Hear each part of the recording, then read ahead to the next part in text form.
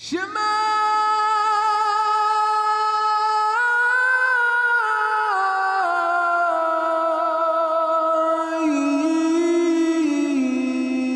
Israel.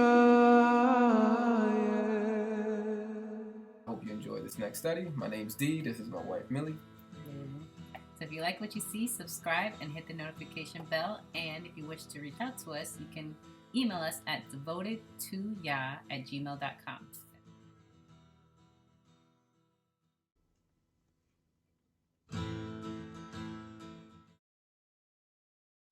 Then I wanted to say about the hardening of the heart.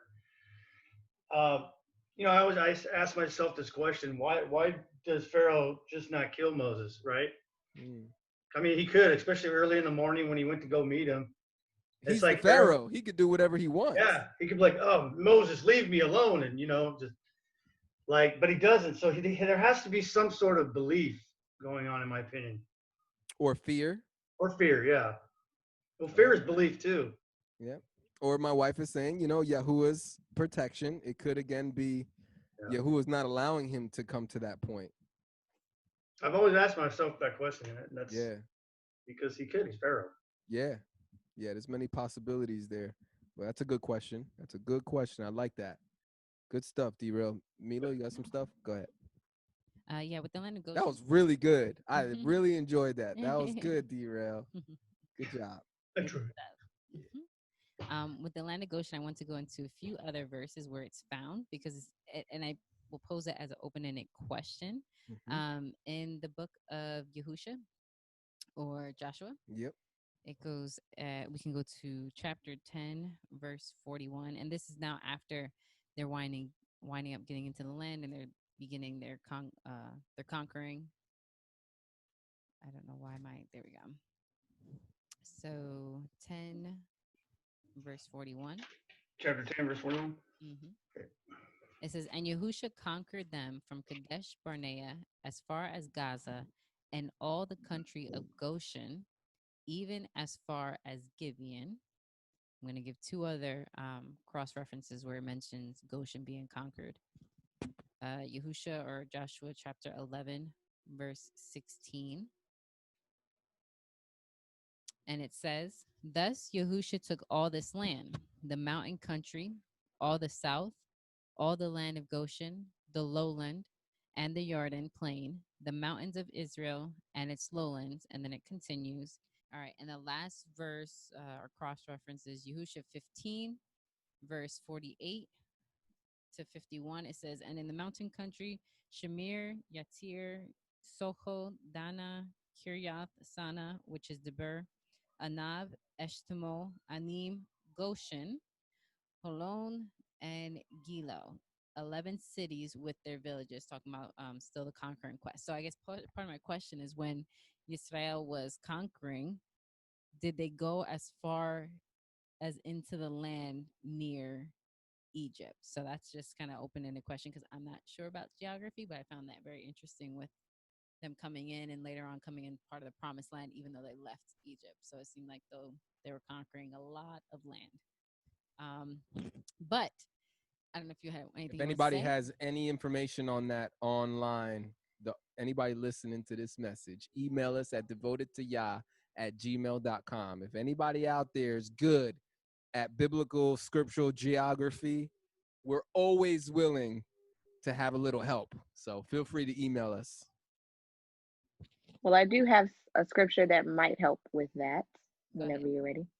Okay. It's in Exodus 45. Exodus 45 in verse 10. It says, "And you shall dwell in the land of Goshen and be near to me, you and your children, your children's children, your flocks and your herds, and all that you have. And I shall provide for you there, lest you and your household and all that you have come to poverty, because 5 years of scarcity of food are still to come." So when he is giving, this passage in 45 is about Joseph having access to food when there's scarcity in the land of Egypt. And Go ahead. Okay, so Exodus 3:17 says, "And I say, I am bringing you up out of the affliction of Mitzrayim to the land of the Canaanite and the Hittite and the Amorite and the Perizzite and the Hittite, Mm-hmm. and the Jebusite, to a land flowing with milk and honey." And the reason why I said that that refers to not going back to Egypt, but maybe near Egypt, is because in Genesis 40, no, Genesis 15. Let me go there. Genesis 15, 13 to 21, but I'm not going to read all of it. It says in verse 18, "On the same day, Yahuwah made a covenant with Abram, saying, I have given this land to your seed from the river of Mitzrayim to the great river, the river Perez, with the Kenite, the Kenizzite, the Kadamite, all of these different people that he's going to conquer." So it goes up to, I guess, the river of Egypt, not the land of Egypt itself, and every land that's in between. So that's why I said it's in, not maybe contextually speaking, but if you're looking at all of the lands geographically speaking, these are all areas that are around the land of Egypt. And before the famine there, everyone traveled to Egypt. It was a high trade area. There's a lot of resources there before the famine. But I think the river of Egypt would be referring to the Nile River or something around there. I'm looking on a map. possibly. I'm looking on a map. Like the Nile River goes up and then it starts splitting up into different branches. So I'm not sure if they change names after that point, but Genesis 15:18, "On the same day, Yahuwah made a covenant with Abraham, saying, to your descendants, I have given this land from the river of Egypt." That's very interesting. "To the great river, the river Euphrates." And the river Euphrates, from what I'm looking at, is definitely way up top. Oh, Doesn't that flow into north. Saudi Arabia area? Yes. Yeah. Yes. So again, they're not connected. The rivers are not connected to one another. It's like one point to another. So that's very interesting. That's very, very interesting connection you're making. So I wonder if throughout the story there's any reference to this actually happening, if they actually had territory that was right there, starting at the river of Egypt, whatever that might be. Because it would seem like Israel is a lot bigger than what a lot of us think. Technically, that would be traveling beyond the Jordan, because you have the Nile River, the Mitzrayim River, whatever, and the great river of Paris, which is now the river of the Euphrates. It goes past the Jordan River. It's on the other side, actually, if you look at it on a map. I see the Mediterranean Sea. I see the Nile River heading up to the Mediterranean Sea. It branches off into different branches going into the sea, and then way off in the northeast, you have Euphrates River and all that. So very interesting. I know I was bringing up the connection that Goshen was already a land that was kind of set apart for the people all the way back to the promise of Abraham. And then you also have Joseph is also in this area where when there's famine going on, Goshen is the area where people are actually traveling to. That's what's referenced in the Genesis 45 that I read. Okay. See, because the thing that's not clicking with me is the fact that they left Egypt. You know what I mean? And the land flowing with milk and honey was not where they were. So that's where I'm kind of having a hard time. I'm trying to make this connection, which is a good. I mean, I see the connection. It's clearly in there. It says from the river of Egypt. I don't think you can't take that verse out. You can't take the part of that passage out. It's there. So we got to deal with it, right? That's how I like to approach scripture. You can't ignore that. The question is now, what does that mean? Is that a prophecy that has not been fulfilled yet? Is my question. Right? Because we see that when Yahuwah took them out of Egypt and they went into the wilderness, right? 40 years. They got the law, they got the Torah, and then they crossed over to the Jordan, and then they saw all these other people in this other land, and it never mentions it was Egypt. It mentions that it was the land of Canaan, the Canaanites, the Amorites, all the ites, and that's the land that they ended up conquering and living in, while Egypt still existed as a nation, while Israel was existing as a nation. So where I'm not making the connections, why didn't they go back and take over Egypt? Perhaps, perhaps it's just a thought in my mind, because the book of Revelation just does talk about the city being bigger. Like, I don't know if it talks about Jerusalem or Israel, or I know that there's numbers to the new Jerusalem or whatever in the book of Revelation in size and number as far as how big the promised land is, and it's bigger than the Israel we see throughout scripture. Probably why Israel and Egypt have conflict in history. If you look at history from the past, they've had conflict with each other. Maybe there is a revelation or that they're supposed to take it back.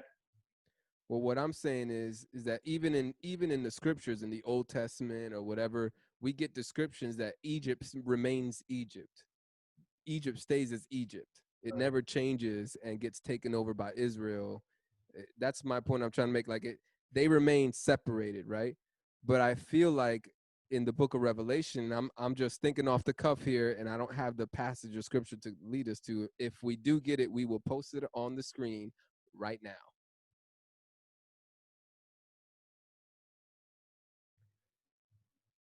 Okay. So Nice.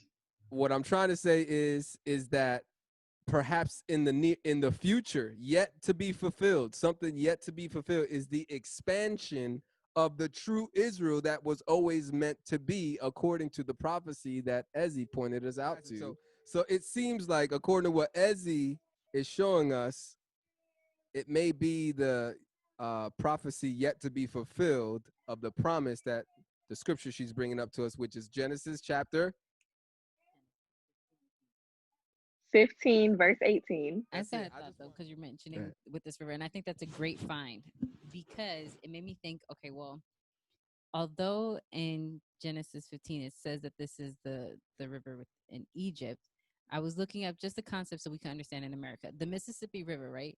It does not just run through the state of Mississippi, right? So I can reference the Mississippi River, but it goes through or runs along, it says about 10 states from Illinois, Kentucky, Tennessee, all these different states, right? So bringing that concept into Egypt, the Nile, if this is referring to the Nile runs through modern day, it runs through about 11 different countries, uh, like Uganda, Rwanda, Democratic Republic of the Congo, Kenya, Ethiopia, etc., etc. So perhaps although there's a distinction between Egypt and that actual country, there's still other land that was taken on across the coast of the river, which still runs through Egypt but expands through different countries. So Israel is much larger, like we're saying, much larger, but it goes through this particular coastline. So that was just a thought when I was trying to look up how large specifically the Nile River is, if it's referring to the Nile. About Numbers 34, verse 5. I think he's talking about the borders too. I don't really know the story in Numbers, but in 34:5 it says, "And the border shall compass from Asimona to the river of Egypt, and the sea shall be the termination. And you shall have your border on the west. The great sea shall be the boundary. This shall be to you the border on the west." It goes on to tells about the borders. I don't know if that helps.